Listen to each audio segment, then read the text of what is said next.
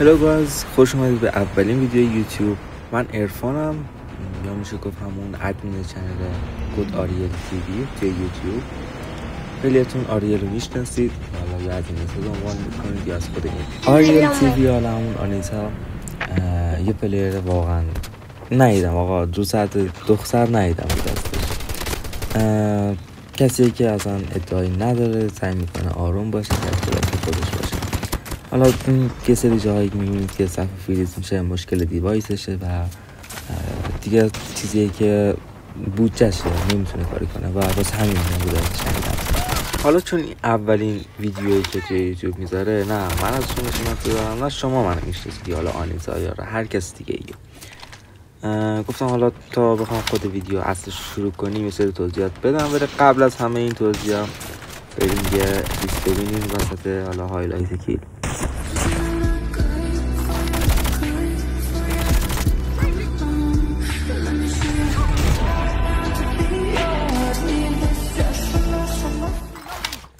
خیلی خوب، دیگه کم کم بریم سراغ اصل ویدیو. حالا جدا از این که حالا درسته پینگ مهمه، دیوایس مهمه، سطح بازی همه اینا مهمه، ولی همه اینا بدون سنس هیچی نیستش و اگه تو سنس درست داشته باشی میشه گفت تقریبا میتونی همه اینا رو جبران کنی. سنس خوب باید میشه موومنت بزنی، ایم بگیری، بعد سنس میشه گفت ریشه اصلی سطح گیم تو توی بازی. اینو بهتون بگم که سنس چیزی نیستش که بخوای کپی کنی یا از همون لییر. سنسی که من میذارم یا حالا هر کسی حالا از هر جای دیگه که استفاده میکنی باید سنس رو بردارید و میشه گفت حالت دیفالت داره براتون. اون سنس رو یکم بالا پایین میکنید و تستش میکنید دیگه تا خودتون سنس خودتون رو پیدا کنید. هیچ وقت نمیتونید از سنس یکی دیگه به درستی استفاده کنید، چون حالا نوع دیوایس، نوع حالت، نوع انگشت، نوع هزار تا چیز دیگه تاثیر داره روی سطح شما. نمیشه گفت اگه من این سنس رو برمیدارم قطعا باید بهتر از اون طرف پلی بدم. نه اصلا اینجوری نیستش. من این سنس رو میذارم، خودتون دیگه دستتون میاد. حالا اگه سنس خیلی بالا بود یکم باشون پلی بدید، زود تغییرش ندید، یکم پلی بدید، حالا بعد اگه بالا بود بیاردش پایین، اگه کم بود دوباره ببریدش بالا. اینم خیلی مهمه. تو اصلا برای چی میخوای بازی کنی؟ سبک پلی تو چیه؟ اسنایپ میزنی، شاتگان میزنی، رایفل، اسنجی، حالا هر چیز دیگه. هر کدوم سنس جدایی داره. تو نمیتونی با سنسی که حالا اسنایپ بزنی شاتگان بزنی، چون نوع موومنت، نوع اینجوری، نوع هزار تا چیز دیگه تاثیر داره روش. پس بدون داری دنبال چی میگردی. این سنسی که من دارم میذارم برای تقریبا میشه گفت واسه شاتگانم. چرا؟ چون سنس خیلی بالاییه، موومنت خیلی زیادی بهت میده، به شرطی که تسلط خیلی بالایی داشته باشی. تسلط روی سنس خیلی مهمه و نمیشه گفتش که اگر الان داری بد پلی میدی یا فردا داری بد بازی میکنی میگه سنس داره. درسته سنس خیلی تاثیر داره ولی تو باید عادت کنی به اون سنس.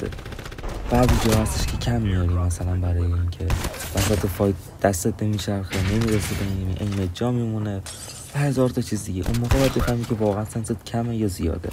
میخوام یکم حالا بیشتر در مورد آریل یا آنیتا با صحبت کنم. آنیتا یه دختریه که ندیدم سطح پلی اینجوری داشته باشه، چون واقعا نمیگم دخترها بازیشون خوب نیست، ولی خب 90% دخترها یا اکثر دخترها اینجوری سطح پلی ندارن که بخوان فقط توی اوپن پلی برن حالا رنکینگ. این دختر اصلا توی رنک ندیدم و هر شب هر جا که میره فقط اوپن یا رنکینگ پلی میده. این دیگه وظیفه من شماست که تعیین کنین که کسی که حقش پیجش بیاد بالا و گیم پلی سالم میذاره بتونه فعالیت کنه یا نه کسایی که حالا با هزار تا دروغ و دغل و هک و هزار تا چیز دیگه میذارن. خیلی هستن که ارزش معروفیت رو دارن ولی خب بهش نمیرسن. بریم سراغ سنس. زیادی سرتون درد نمیارم، کدش هم میذارم پایین. بیسیک بتل رویاله و خیلی جا میشه به کار میاد و یه سری نکات ریز داره بیسیک که باید رعایت کنید. نمیگم چیز مهمی نیست، نمیگم خیلی مهمه، ولی در کل بیسیکت باید درست باشه. نمیتونی با یه بیسیک خراب درست پلی بدی. 90% چیزایی که توی ستینگ داری به کارت میاد. نمیشه گفتش داره این ستینگ حتما به دردت نمیخوره، برای چی گیم گذاشتش و هزار تا چیز دیگه. حتی پیامایی که توی گیم هم به صورت دیفالت و اینا هستش میتونه کمکت کنه. حالا بعضی تغییرش میدن، بعضی تغییرش نمیدن. همه فایت همه هایلایتایی که دیدید همش توی اوپن بوده و شب تا صبح ضبط شده و کسی که اینجوری نیستش که بگیم آره من بیکارم میشینم پلی میدم. نه، من زندگیمو دارم، کار دارم، شغل دارم، هزار تا چیز دیگه. این کار رو انجام میده و بعدش میاد گیم پلی ضبط میکنه. ارزش یه لایک و سابسکرایب داره و واسه تو وقتی نمیگیره، ارزشی هم برای تو نداره، ولی خب همین کمک میکنه برای تولید محتوای بهتر. این ویدیو اول خیلی نقص داره، خیلی مشکلات داره، خیلی چیزاش کامل نیست و قراره کم کم اینا رو درست کنیم. مرسی که لایک میکنیم، مرسی که ساب میکنیم و خوشحال میشم که انرژی هم بهمون بدی. این سنسی هم که الان دارید قطعاً و مخصوص موومنت زدنه، خوراکی موومنت زدنه. احتمالاً ویدیو بعدیمون در مورد موومنت زدن باشه، چون موومنت حالا چیزی که خیلی دیگه قبولش ندارن و همه دنبال ایم و فلان از این حرفا.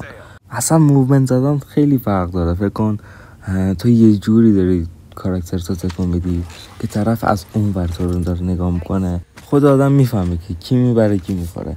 بعضی هستن که یا میپره جلو، طرف جوری به تراش میده، جوری موومنت میزنه کاراکترش تکون میده که خودت پشمات میریزه و منتظری این که فقط تو رو بزنه.